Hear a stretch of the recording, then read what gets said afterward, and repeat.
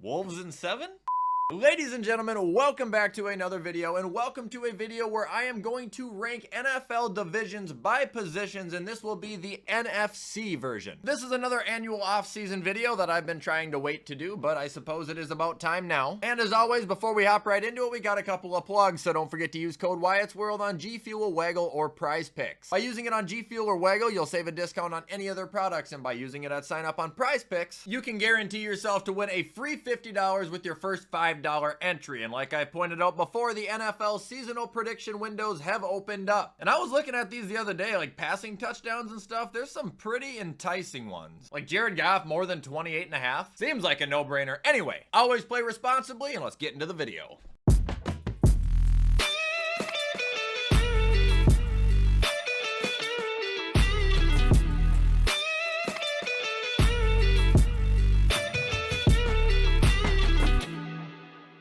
Okay, folks, so here we are at the list, and we are going to be starting with the NFC North in today's video, and if you don't understand how this works, you will understand within the next 10 seconds. So, starting with the quarterbacks of the NFC North, this one to me is actually pretty obvious. To me, it would go Jared Goff, Jordan Love, Caleb Williams, JJ McCarthy. I mean, JJ is still a question mark. Caleb and Love, I think, are proven, good players in the league and are still on the upcoming, and Goff is by far the best and most proven quarterback in that division. So, moving on to the running backs, and this one might get some head scratchers, but I got Detroit, Minnesota, Green Bay, and Chicago. Chicago, in my opinion, has by far the worst running situation. I don't think any of their running backs are good. And Green Bay obviously has Jacobs, but outside of him, not a lot to work with. Minnesota, I think they have depths with Jones, Mason, Chandler, and then obviously Detroit's running room is like probably top 2, top 3 in the league. Moving on to receivers. I'll take Minnesota, Detroit, Chicago, Green Bay. First to worst this time, the Vikings, I think, have the most proven and established wide receiving room. The Lions are not far behind. It's just at this point, I'd probably still take Addison over J-Mo. And I'll take the Bears because DJ Moore is a proven wide receiver. I think Rome will actually end up doing a lot better, and ending there is Green Bay because, well, they're basically a D2 college roster unless, Matthew Golden pops off. Tight ends. I got Minnesota, Detroit, Chicago, then Green Bay. Look, I still think Hawk is better than Laporta, although it is very close. Chicago, I think with the addition of Loveland, him and Kmet, that should be a very good pairing. We just got to see it. In Green Bay, I mean, Tucker Kraft, he is a very good tight end, but outside of him, it's 3 turds, dude. Now we got O-line. I'll give my best shot here. I'm going Detroit, Minnesota, Green Bay, Chicago. Detroit's the obvious pick there, but Minnesota, I think, has honestly strengthened theirs up a lot more, and it was much improved last year. Green Bay, not far behind him. I'm probably just being a little biased there. In Chicago, for all we know, they could have an elite O-line this year. But again, just because it looks good on paper doesn't mean it really will be. Defense. I actually got Green Bay, Minnesota, Detroit, Chicago here. Now, the first 3, realistically, talent-wise, could probably be interchangeable. It's just Green Bay is always such a well-rounded defense, and maybe it's how they're coached. They always rank high. They typically don't allow a lot of points. They're a consistently good defense year in and year out, and then Minnesota, I think, has really stepped up with the addition of Flores, but they're still getting torched in the passing game, just like Detroit is. Both of them excellent run stoppers, and now Chicago, you want to assume they're going to be better. They did add some people like Deo and Grady Jarrett. I'm probably forgetting a few others, but in terms of the other 3, I just don't think they're there. And ending, we have the head coaches. Give me KOC, Matt LaFleur, Dan Campbell, and Ben Johnson. Obviously, Ben Johnson's brand new here. Dan Campbell, I don't hate. I still love the guy. I think he's hilarious. I think he's a good coach, but I think he's too aggressive and at times doesn't really think before he acts. And then LaFleur and KOC, they're pretty neck and neck. It's just KOC, I think he has the unique ability, to work with just about anybody. And me and my dad were talking about this, and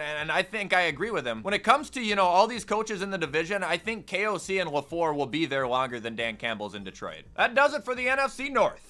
Now moving on to the NFC East, starting with the quarterbacks there, and this is extremely difficult. But I got Jalen Hurts, Jaden Daniels, which is pretty close, and then Dak, and then the New York travesty. The reason I think I'll get gawked at for this is because Dak, thinking of him as the 3rd best quarterback in his division, it seems ridiculous because it hasn't been that situation for so long, if ever. But Jalen's a Super Bowl champion and a baller at that. Jaden, for all we know, he could be one of the best quarterbacks we're ever going to watch. It's just tough. Now moving on to the running backs, we obviously obviously got Saquon and the Eagles taking the top spot there. Saquon's good enough to just get them there alone. Then we got Washington and New York, which is actually very close. Singletary and Eckler are very good backups. Tracy and B-Rob are solid starters. I just want to see a little bit more out of Tracy. And Dallas, well, they might have literally like a historically bad running room. Why didn't they keep Rico? Like, you better hope Jaden Blue isn't ass. Wide receivers. I got Philly, Dallas, Washington, New York. Now, New York obviously has gotten better with the addition of Neighbors, but they're still at the bottom of the division. Then you got Washington, where obviously Terry is very good. And Debo, I guess, could be good again. It's just, I wouldn't bet on that. Dallas now has CD and Pickens, which they actually really did need Pickens or somebody, because outside of CD, they didn't have jack shit to throw the ball to. And then Philadelphia, obviously still having AJ Brown and Devontae Smith alone. Again, it will anchor them at the one spot. That's one of the best duos in football. Tight ends. Give me Dallas, then Philly, then Washington, then New York. New York's tight end situation is damn near useless. Zach Ertz is still good, but he is getting old as fuck. Dallas Goedert, still a solid tight end as well. And then I actually think Jake Ferguson, out of the 4 starting tight ends in that division, he's probably the best one at this moment. Now we got the O-line. We're gonna go Philly, Washington, Dallas, New York. Philly's still one there for me. Washington, adding Laramie Tunsil is gonna help them a lot. Dallas, I'm not really even sure where their O-line would rank. I feel like they're kind of a middle of the pack group. And the Giants, I just read, ranked 28th in pressures last year. I know there's a lot more that can go into, you know, ranking an O-line, but that is just a putrid fucking stat to hold. On to defense. Give me Philly once again, then we got Dallas, New York, and Washington. I think this division actually all has pretty decent defenses at this point. I'm gonna take the Super Bowl champions still, though. Dallas, some people might laugh at that, man. They added so many fucking people onto their D-line. So many linebackers. They added a lot of people to their safety. Kiar Elam sucks, but they should be able to fix a lot of the issues, especially that treacherous run defense they had last year. New York, I think, has great bones. I think they got a lot of playmakers. And I don't think Washington's all that bad either, but yet another team that can hold their own against the pass, but obliterates themselves against the run. And now we got the head coaches. Give me Quinn, Sirianni, Daboll, and Schottenheimer. Schottenheimer's a one and done deal. Daboll, his time is ticking, but I don't think he's all that terrible of a coach. Nick Sirianni's obviously a proven coach, but he is also a proven douchebag. And Dan Quinn, well, he looked great last year. That'll do it for the NFC East. Now we are moving on to the NFC South portion of the video. So, starting with the quarterbacks here, we got Baker, we got Bryce, we got Penix, we got Rattler or Schluck. Baker, by far the best in the division. Then you got Bryce and Penix, which, I mean, it could really go either way. I just feel like we've seen more out of Bryce. Penix is just still so new to the league. And the QB room in New Orleans, and it's a circus. Then we got the running backs. I will take Atlanta, then a very close contention, Bucks over the Panthers, and then the Saints again at the bottom there. I mean, all they really have is fucking Alvin Kamara. I think they drafted a couple of guys, but their running situation's been the same thing since 2017. Carolina, I like their running room. I think I just like Tampa's more. Rashad White, like I said, might not be the most productive runner, but he's still useful, and he damn sure is useful in the receiving game, man. He is like 1,000 all-purpose yards a year, which is crazy considering he is the backup to Bucky Irving, who is 10 times better. A matter of fact, Bucky Irving is top 10 all time. And then Atlanta's at the top. Bijan Robinson, Algier, I mean, Bijan alone makes them the best running room in the division, if you're asking me. Now we got wide receivers. I'm actually going Tampa, New Orleans, Carolina, Atlanta on this. Atlanta has Drake London.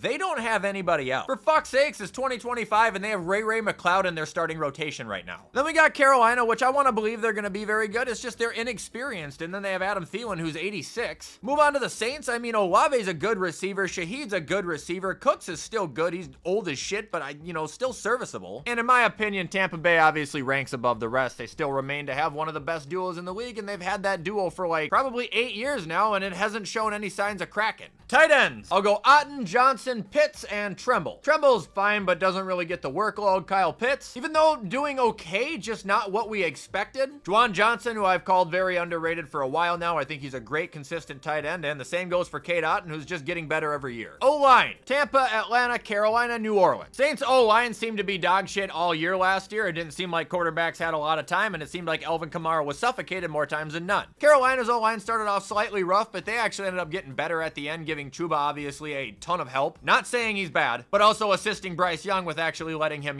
get a look more than just 2 seconds. Then it comes down to Atlanta and Tampa, where Atlanta has a good O-line, just not as good as Tampa. This is a situation like the Detroit Lions was in the NFC North. It's just a no-brainer. Defense. Give me Tampa, Atlanta, Carolina, and the Saints. Glad my dad also thinks this about the Saints defense, because I've been saying it for a while, dude. The whole team, they're just fucking old as shit. They literally literally cannot keep up with defenders. They have one of the worst secondaries in the league, one of the worst run defenses in the league. Think bottom 5 for total yardage last year. Carolina's defense was also absolutely horseshit. They might have been last in every category, but I would take them over the Saints. Falcons very much underperformed, and the Bucks, honestly, their secondary wasn't that great either, and I'm not sure it will be all that much better. But with the addition of Hassan and their ability to stop the run, that gets them in the one spot. And now we got the head coach position. This is insane. And also probably the closest thing we will see to a divisional clean sweep here, because again, we got Tampa with Todd Bowles, which is astounding because he's not even that good of a coach. But then we go on to Atlanta with Raheem Morris, which to be honest, I think his ass is gone after this year. And Canales and Kellen Moore, I mean, I'd feel more motivated with Matt Rule. Anyway, that does it for the NFC South.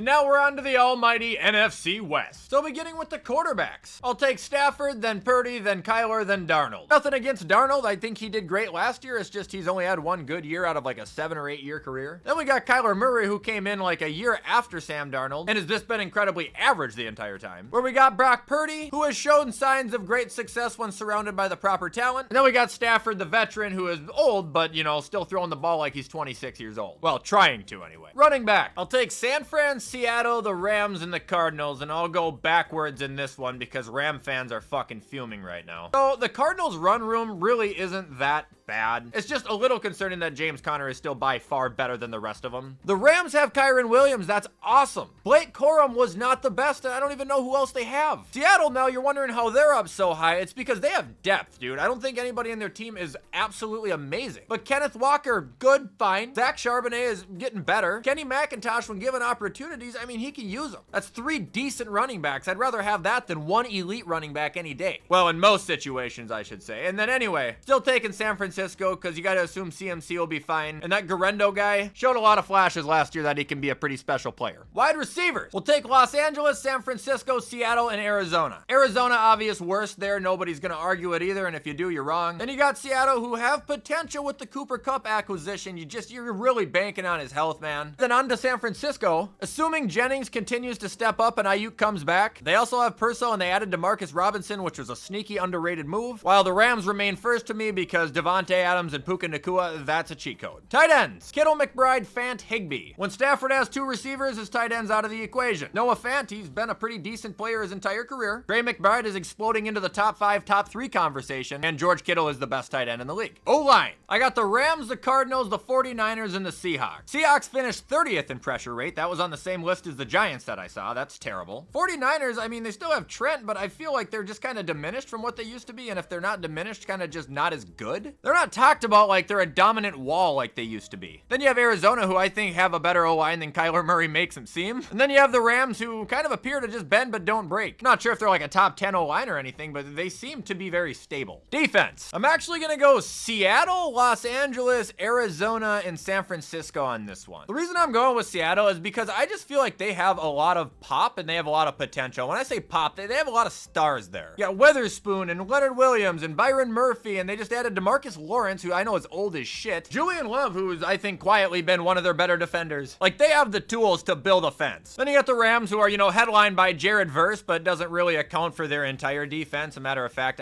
they might even be worse than Arizona, because Arizona did patch a lot of holes. And San Francisco, I'll probably be very wrong on this, but I just think they're going to be too deteriorated to keep up anymore. I mean, they're going to have immediate success with their draft picks. Immediate success. And now we're on to the head coach. I'll take McVay, Shanahan, Murr from Impractical Jokers, and then McDonald. Again, McDonald just doesn't motivate me. I don't think Gannon's a bad head coach. He just hasn't had any, you know, success yet. Shanahan, although I am losing faith, I think is kind of an established coach. And then McVay is a top 5 coach in the league and probably a top 10 coach I'll ever watch in my lifetime. That is it for the NFC West. And that is also going to be it for today's video, everybody. I hope you enjoyed this video. Please show support if you did, and I hope you're excited to watch the AFC version of this. In the meantime, I'm going to get this edited so you can watch it on time. I hope you guys have a fantastic Tuesday. Memorial Day's throwing me off now. Anyway, as always, I will see you in the next video.